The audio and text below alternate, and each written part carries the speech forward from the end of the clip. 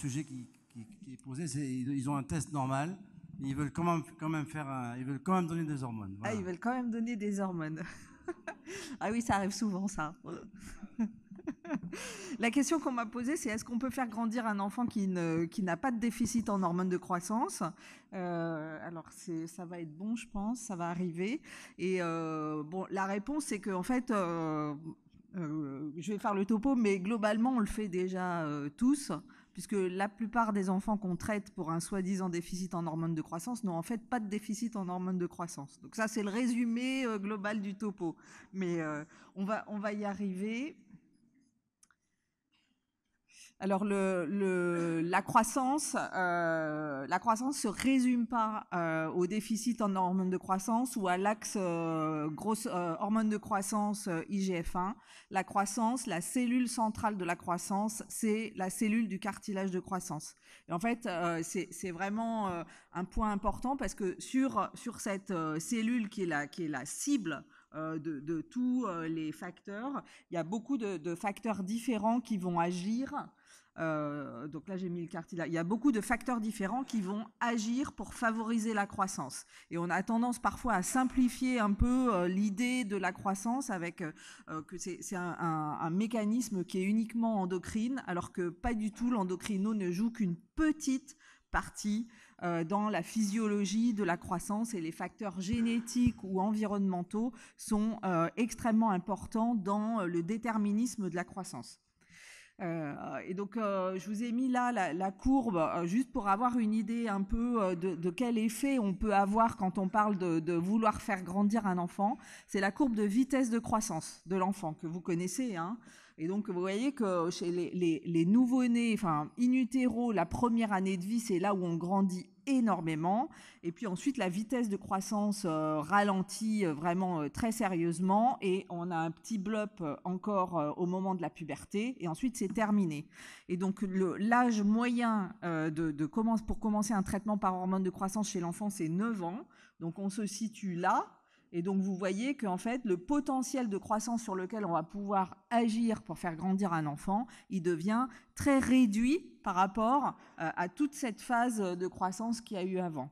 Et si on veut être efficace pour traiter un retard de croissance, en fait, on serait beaucoup mieux là. Quand on arrive à la fin, finalement, on a assez peu d'impact, quel que soit le traitement qu'on va utiliser. Donc, il faut rester toujours modeste dans les différents traitements qu'on peut utiliser et leur impact potentiel. Alors, les causes, pour arriver à déterminer comment on va traiter un enfant, il faut déjà savoir quel est le diagnostic et pourquoi est-ce que cet enfant ne grandit pas. Donc, je ne vais pas tout citer, mais sur ce diagramme sont représentées toutes les causes. Donc, ça va des causes syndromiques, au retard de croissance intra-utérin, aux maladies chroniques. Et là-dedans, il y a une petite partie qui sont des causes endocriniennes. Et en fait, le déficit en hormones de croissance vrai, l'anomalie de la sécrétion de l'hormone de croissance, ça représente 5% des causes de retard de croissance. Donc c'est micro, hein.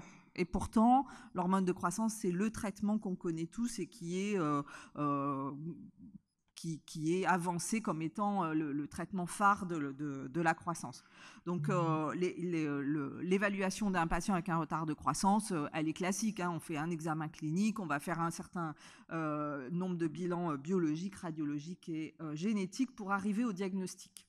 Donc, quand on fait un diagnostic de déficit en hormones de croissance, en fait, il faut rester très, très, très critique parce que les outils qu'on a pour diagnostiquer le déficit en hormones de croissance sont très mauvais. Vous savez qu'on utilise en particulier les tests de stimulation de l'hormone de croissance et qu'on en fait même 2 pour essayer d'augmenter la capacité diagnostique de ces tests. Donc, je vous ai mis sur le schéma, sur la partie droite de la diapositive, vous avez les valeurs qui sont moyennes, qui sont obtenues dans des cohortes de patients de réponse à ces tests. La réponse qui vous dit qu'il y a un déficit en hormones de croissance, c'est quand vous êtes inférieur à 10, donc en dessous là. Et donc, vous voyez que dans une population d'enfants normaux avec une taille normale, il il y a une grande partie encore de ces enfants qui vont avoir une réponse au test comme celle d'un qualifié de déficit en hormones de croissance. C'est encore plus vrai chez les patients de petite taille. Presque 50% des enfants ont en fait une réponse comme un déficit en hormones de croissance. Donc nous, on se base sur ces tests-là, alors que c'est des tests qui ont été établis il y a plus de 40 ans et dont on sait pertinemment que la valeur est mauvaise. Donc en fait, on va dire, bon, il y a un déficit parce que la réponse au test est basse, alors qu'en fait, c'est un faux positif. Et on va traiter un enfant par hormone de croissance. Donc, on va faire grandir des enfants qui n'ont pas de déficit avec de l'hormone de croissance. Et ça marche très bien. Hein. L'hormone de croissance, ça fait grandir quasiment n'importe qui. La seule façon, et ça je vais écarter ça tout de suite, la seule façon de faire un vrai diagnostic de déficit en hormones de croissance, c'est un taux d'IGF-1 bas et une anomalie à l'IRM. Le reste n'a pas de véritable valeur, ou en tout cas il faut être critique par rapport à l'utilisation qu'on en fait. Et une des preuves que ces tests ne sont pas pertinent, c'est que quand on reteste les enfants à la fin de leur croissance, une fois qu'ils ont fini leur traitement, presque 80% d'entre eux ont une réponse strictement normale. Donc à la fin, il vous reste plus qu'une toute petite partie qui avait véritablement un déficit en hormones de croissance. Alors, est-ce qu'on a d'autres moyens pour faire grandir un enfant qui n'a pas de déficit en GH? Alors, il faut savoir que la taille, déjà, c'est un marqueur important en santé publique. Et donc, il y a une amélioration séculaire de la croissance et de la taille des enfants. Donc, rien que l'amélioration des conditions de vie dans notre environnement, de notre nutrition probablement, fait que globalement la taille d'une population va augmenter. Donc déjà ça permet de grandir. Il y a aussi, on a aussi des données, donc ça c'est une cohorte de patients qui a une maladie rare et on a suivi les tailles finales de ces patients au fur et à mesure des années. Et donc les personnes qui sont nées, vous voyez, avant 1980 ont une taille finale qui est plus petite que les personnes qui sont nées plutôt dans les années 2000. Donc l'amélioration des soins, de la qualité des soins, la prise en charge thérapeutique va impacter aussi la taille des personnes alors même que vous n'utilisez pas d'hormones de croissance. Donc ça c'est une démonstration de la prise en charge globale des enfants a un impact sur leur croissance. Après, il existe des médicaments qu'on pourrait éventuellement utiliser pour accroître la taille ou des mécanismes physiologiques. Donc, par exemple, la puberté. On sait très bien tous que la grande crainte de la puberté précoce, c'est que les enfants soient tout petits parce qu'ils vont souder leur cartilage très tôt. Donc il y a une question qui s'est posée. On est devant un enfant normal, donc le cas que vous me proposez tout à l'heure, là, les tests sont normaux et puis il n'a pas de déficit, qu'est-ce que je fais? Et donc là, les parents vous disent, écoutez docteur, ça serait, si vous pouvez retarder l'arrivée des règles, retarder la puberté, comme ça il va grandir plus longtemps et il sera plus grand. La réponse est non, en fait, ça ne marche pas. Donc ça a été testé, ça a été évalué dans plusieurs études. Si on retarde chez un enfant qui fait une puberté à un âge normal, si on lui retarde sa puberté, il aura exactement la même taille que si vous n'aviez pas fait le traitement. Il va grandir moins vite, mais plus longtemps, mais à la fin, vous arrivez au même résultat. Donc ça sert à rien. Et la seule façon de gagner des centimètres, c'est d'avoir une puberté précoce. Donc ça, c'est une pathologie tout à fait différente.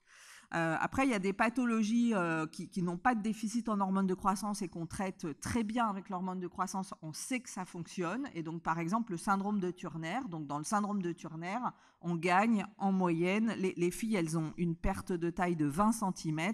Et avec le traitement, on gagne en moyenne 7 à 8 cm. Donc, c'est un traitement qui fonctionne bien quand vous n'avez pas de déficit en hormones de croissance. L'autre indication de l'hormone de croissance pour laquelle il n'y a pas de déficit et où on a la preuve que ça fonctionne, c'est les enfants qui sont nés avec un retard de croissance intra-utérin. Et donc ça, on a abordé la question hier, donc je vais pas en reparler, mais l'effet est démontré. Et puis ensuite, on a encore d'autres thérapeutiques qui sont disponibles. Alors, les inhibiteurs de l'aromatase. Donc, les inhibiteurs de l'aromatase, c'est un médicament qui est un peu moins connu, qui est utilisé initialement dans le cancer du sein, parce qu'il va bloquer la transformation de la testostérone en œstrogène, et donc il va diminuer les taux d'œstrogène circulants. Donc, c'est une protection contre toutes les pathologies hormonodépendantes. Donc, ce qui est intéressant, c'est que chez les garçons qui produisent beaucoup de testostérone, ce qui les fait grandir, c'est pas la testostérone, c'est le fait que la testostérone soit transformée en œstrogène. Et donc, c'est la petite quantité d'œstrogène qu'ils ont qui les fait grandir. Donc, l'idée, ça a été de donner à ces garçons un inhibiteur de l'aromatase pour baisser leur quantité d'œstrogène et leur permettre de grandir, de ne pas souder les cartilages de croissance. Donc, en fait, ça marche, hein, ça marche assez bien. C'est-à-dire que vous pouvez gagner 7 à 8 cm en faisant un traitement de 2 à 3 ans, ce qui finalement est beaucoup plus efficace qu'un traitement de 7 à 8 ans d'hormones de croissance. Hein. Ce qu'il y a, c'est que le nombre de sujets étudiés est beaucoup plus petit, le recul est beaucoup moins important que celui qu'on a avec l'hormone de croissance, et on a un effet quand même sur les concentrations circulantes d'estradiol et de testostérone chez les garçons, ce qui pourrait, enfin potentiellement, puisqu'on n'a pas d'indicateur, avoir un impact à long terme qui n'est pas connu. Donc, il y a une certaine prudence dans l'utilisation de ces thérapeutiques-là qui vaut mieux discuter avec des experts. Alors, il y a une autre stratégie encore qui est utilisée, c'est si vous m'avez dit je ralentis la puberté, ça ne marche pas, mais si je ralentis la puberté et que je donne de l'hormone de croissance en plus, donc là, vraiment, on commence à être dans la haute stratégie de la croissance. Est-ce que ça fonctionne? Donc ça, en fait, la réponse est plutôt oui. On l'utilise surtout, cette stratégie d'associer retard de puberté et hormones de croissance dans 2 situations particulières. Les enfants qui sont nés petits pour l'âge gestationnel et qui sont très petits. Donc voilà, donc ça on sait que ça fonctionne. Et la deuxième situation qui est à droite, c'est en oncologie, les enfants qui ont été traités pour une tumeur cérébrale et qui font des pubertés précoces, qui sont très petits et pour lesquels le retard de croissance, c'est la double peine après la pathologie tumorale. Donc ça, là, on a vraiment une ouverture d'esprit où on se dit, il va vraiment falloir qu'on essaye de faire quelque chose pour ces enfants-là. Et puis, je termine avec une nouvelle thérapeutique, parce qu'en fait, comme je vous ai dit au début, l'hormone de croissance, ça fait grandir finalement quasiment tout le monde. Hein. On peut toutes les pathologies chroniques, les corticothérapies, etc. Ça fonctionne. Il y a une maladie dont on sait que l'hormone de croissance ne fonctionne pas, c'est l'achondroplasie. Hein, donc, ces patients qui ont une dysplasie osseuse par mutation du récepteur FGFR3.